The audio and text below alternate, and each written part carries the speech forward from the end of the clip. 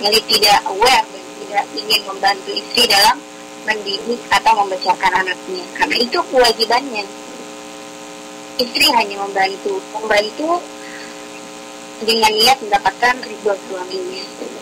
Lawang istrinya saja dapat ridhonya suaminya, kok suaminya nggak mau dan nggak sadar tidak dibantu, seperti itu. Jadi harus ada komunikasi antara suami dan istri, itu saja. Ya, jadi ini ya, coba saya simpulkan, antara suami dan istri harus komunikasi terlebih dahulu tentang apa sih hak dan kewajibannya gitu, biar sang istri pun bisa dengan mudah menjelaskan keluhan-keluhannya seperti itu. Mungkin itu yang betul gak itu, Ustazah?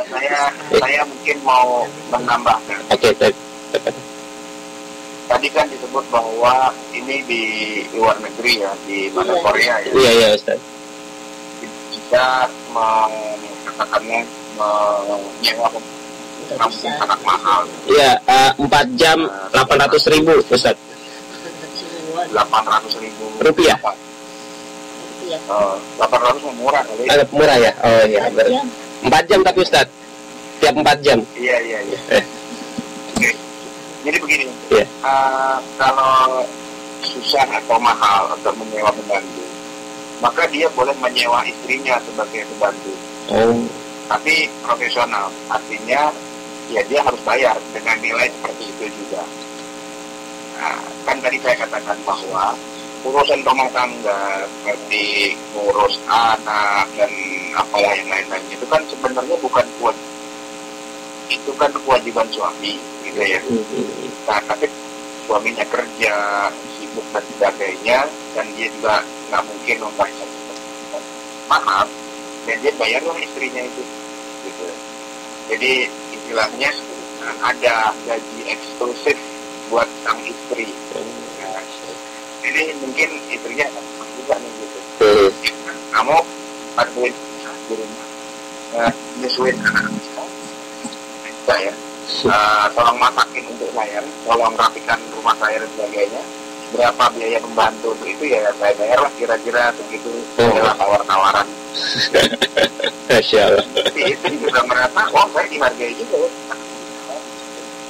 Ya begini, tadi kan istri saya tadi bilang bahwa kalau si ibu tidak mau menyusui anaknya, maka itu dia karena yang wajib untuk memberi makan buat anak itu suami, bukan istri. Nah, kalau anaknya ngakain sebenarnya bapaknya, bukan emaknya sebenarnya. Nah, kalau emaknya bilang saya nggak mau nyusuin, kecuali bayar gitu, ya udah. Gitu kira-kira. Artinya Islam itu adil, gitu. Tidak membuat orang itu bantu gratisan. Kalaupun mau jadi membantu juga, dia harganya berapa? Itu tambahan dari saya. Baik. Ya, saya coba lanjutkan ke pertanyaan ketiga ini. Mau tanya terkait hadis ya, dari Aisyah radhiyallahu anha, berkata dia, aku bertanya kepada Rasulullah sallallahu alaihi wasallam, wahai Rasulullah, siapakah orang yang paling besar haknya di atas seorang wanita? Beliau menjawab, suami wanita itu. Aku bertanya lagi, siapakah yang paling besar haknya atas seorang laki-laki? Rasulullah menjawab, ibu laki-laki itu. Terkait dalam hal uang atas suami kita yang dibelanjakan, hadis ini menjadi alasan untuk memberikan hak tersebut pada ibu suami kita. Pertanyaannya, lalu bagaimana dengan ibu dari pihak perempuan? Karena terkadang perempuan terhalang untuk mencari nafkah karena ada beban menjadi ibu rumah tangga. Terlebih mungkin buat perempuan yang ada tanggungan terhadap keluarganya, sedang ia bisa jadi tidak diizinkan oleh suaminya bekerja karena anak-anak masih kecil atau alasan lain yang bisa dipahami. Kepada Ustaz atau Ustazah. Jadi pertanyaannya gimana? Ya, pertanyaannya. Iya, bagaimana dengan ibu dari pihak perempuan? Ya. Hak ibu dari pihak perempuan. Pihak perempuan itu ada yang memberi nafkah, yaitu bapaknya yang perempuan. Kan dia punya suami. Suaminya lah yang ngasih makan, masa mantunya yang ngasih makan. Oh, gitu. Ya, tapi terkait dengan hadis ini Ustaz, bagaimana Ustaz? Ya, hadis itu begini. Ya. bahwa yang lebih berhak dari seorang wanita adalah suaminya. Iya. Nah, yang lebih berhak dari seorang laki-laki adalah ibunya. Ya, itu juga benar. Tapi begini, dalam hal nafkah, maka tidak ada kewajiban seorang anak memberi nafkah kepada orang tuanya. Oh, begitu. Itu kalau bicara nafkah itu tidak ada kewajiban. Tapi dalam bicara taat, iya. Kalau seorang ibu mengatakan kepada anaknya suruh numing, suruh imsak, suruh apa, ya dia harus taat. Bulanan kepada emaknya secara hukum syar'i ya, itu tidak ada kewajiban. Gitu. Ini harus dibedakan antara kewajiban yang sifatnya maliyah dengan kewajiban yang sifatnya maknawiyah. Kalau kepada istri, suami wajib ngasih uang. Suami tidak perlu taat sama istrinya. Ini hukum-hukum secara aturan hitam putihnya. Suami ngasih uang kepada istri, tapi tidak wajib taat. Nah, kepada ibunya, seorang suami wajib taat, tapi tidak wajib ngasih uang. Oh, begitu. Oke. Ya, jazakallah. Ya, mungkin jelas ya, insyaallah. Ya. Oke, insyaallah sudah jelas jawabannya, Ustaz. Langsung saja ke pertanyaan keempat. Apakah dalam pernikahan suami istri apakah dalam sebuah pernikahan suami istri harus selalu terbuka dalam segala hal, atau bolehkah ada hal-hal yang disembunyikan dari pasangannya dan atau akan diberitahukan pada waktu yang tepat? Karena terkadang suami istri mempunyai prinsip yang berbeda. Misalnya, istri menginginkan semua hal harus dibicarakan dan diselesaikan pada saat kejadian tersebut terjadi. Lain halnya dengan suami yang menunggu waktu yang tepat untuk membicarakannya.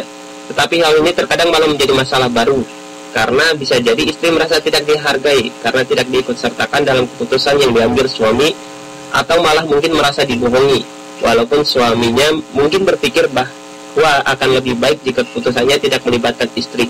Ya. Terima kasih atas jawaban dan nasihatnya. Itu Ustaz. Apakah perlu semuanya dibicarakan gitu kan? Jadi terbuka segala hal gitu suami istri, atau yang ada hal-hal yang perlu disembunyikan dan lain sebagainya itu Ustaz? Ini terkait dengan pengambilan keputusan mungkin ya dalam keluarga ya, kalau bisa saya simpulkan. Ya tentu nggak benar kalau antara suami istri harus terbuka atau harus selalu apa yang itu agak repot. Misalnya suaminya ngeliat istrinya kok kelihatannya tambah hari tambah gede. Istrinya, kelihatannya aku udah dapet ya mah. Gitu. Istrinya bisa nggak makan 2 bulan itu. Jadi ya udah nggak usah lah itu yang sekiranya akan menyinggung nggak usah. Nah, tapi kalau yang sekiranya dan bohong boleh malah dibalik. Jadi misalnya istrinya memasak, ini udah niatnya ikhlas nih masak gitu ya buat suaminya, ternyata gitu. Ya kalau dibilang wah bingung lah dia, maka jangan dibilang kan. Ya bilang aja, oh mungkin bahannya kurang banyak ya, bumbunya banyak banget tapi bahannya kurang. Nah, nggak perlu yang namanya keterus-terangan itu harus dalam segala sesuatunya. Bahkan walaupun yang apa yang disampaikan itu benar, tapi boleh jadi ketika menyampaikannya tidak pasti orang juga. Tentunya adalah yang tidak harus disampaikan, dan kalaupun mau menyampaikan harus melihat latar belakang dan sebagainya. Tapi juga tidak benar juga, itu tidak selalu tidak ambil keputusan. Jadi katakanlah sederhana, ada orang yang memang senangnya terima bersih. Misalnya saya nggak perlu ajak saya diskusi masalah itu, saya tinggal manut aja. Suaminya mau beli mobil baru gitu, terus dia minta share pada istrinya, tolong dong kasih masukan. Bini kan nggak ngerti urusan mobil, dia nggak selesai gitu, diajak share juga bininya gitu, maka mungkin dia bisa bilang udah kan main. Tapi ada juga orang yang punya istri mungkin bapaknya mantan makawar mobil gitu, dia coba tentang mobil. Ketika suaminya main beli mobil begitu aja, istrinya tersinggung, kenapa nggak ngajak saya? Banyak tentang mobil lah. Ya, jadi begitu. Jadi tergantung orangnya juga, tergantung suasananya juga, banyak hal. Intinya prinsip dasar kembali pada komunikasi. Ada orang yang mau nah, dia mau didiskusikan panjang lebar dulu lah. Oke. Ya. Oke, langsung saja ke pertanyaan kelima. Pertanyaan itu, apakah di dalam Islam seorang muslimah dapat melamar seorang laki-laki muslim? Seperti kita ketahui, masyarakat kita mayoritas menganggap bahwa sewajarnya pihak laki-laki lah yang meminang seorang perempuan, baik langsung ataupun diwakilkan. Bagaimana bila sebaliknya, Ustaz? Kalau masalah boleh, kan tidak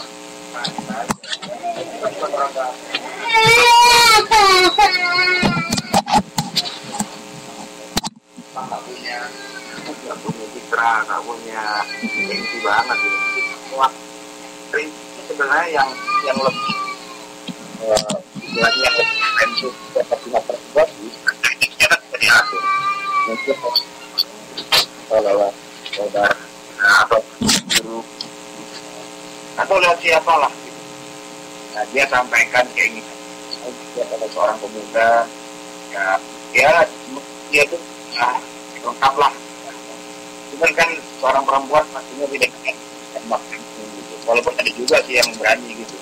Maksudnya sih karena sama gimana kok? Gitu cuma kebanyakannya ya coba lewat orang lain. Orang itu dan menyambungkan. Misalnya kayak Nabi dengan Khadijah. Karena kan dua-duanya itu saat duluan nih gitu, kalau enggak itu expire nih. Ya lah, saudara paman anak pamannya menyampaikan dan tidak masalah. Zaman berikutnya pun ada wanita yang dia nggak lewat siapa-siapa tiba-tiba langsung datang kepada Nabi ya, kita gitu, will you marry me? Rasulullah kemudian mikir-mikir dulu, ntar dulu kawin aja, lihat dulu gimana gitu. Nah, ketika mikir-mikir lu ada seorang sahabat ya Rasul, kalau anda tidak berminat biar saya aja deh. Nanti ya udah lu nikahin aja. Nah, jadi boleh kok, ya boleh. Tapi tinggal secara etika disesuaikan dengan adat dan budaya masing-masing. Ada orang yang lebih terbuka, ada yang sedikit malu-malu dan sebagainya. Etikanya aja yang diatur kalau sekarang ini. Oke. Oke, jazakallah Ustaz. Ini pertanyaan yang lain. Berarti ini ya, insya Allah dalam syariat tidak bermasalah seorang muslimah ya langsung melamar seorang laki-laki gitu ya, laki-laki muslim. Ya tidak langsung lah, tapi bahwa inisiatif datang dari yang perempuan, monggo. Oh gitu ya. Tinggal etikanya saja ya Ustaz ya. Iya, etika dan tekniknya jangan kelihatan banget gitu loh. Iya. Langsung langsung gitu ya. Tembak langsung. Itu akhirnya lebih aku tembak langsung.